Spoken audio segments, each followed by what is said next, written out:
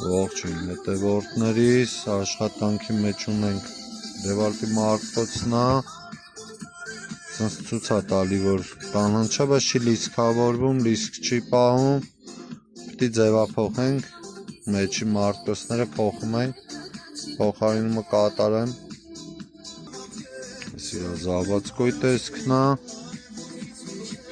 սենց, բայց 5-ի փոխարեն 3000 է, էլի ընդհանուր 3 ամպերա,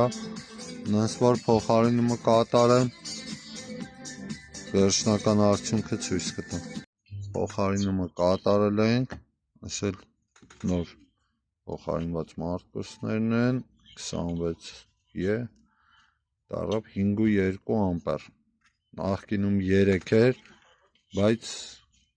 ասա ցույց կտամ, պաչկայի վրա գրած է 5։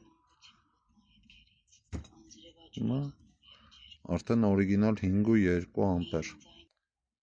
Աշխատանքը վերջացրեցինք,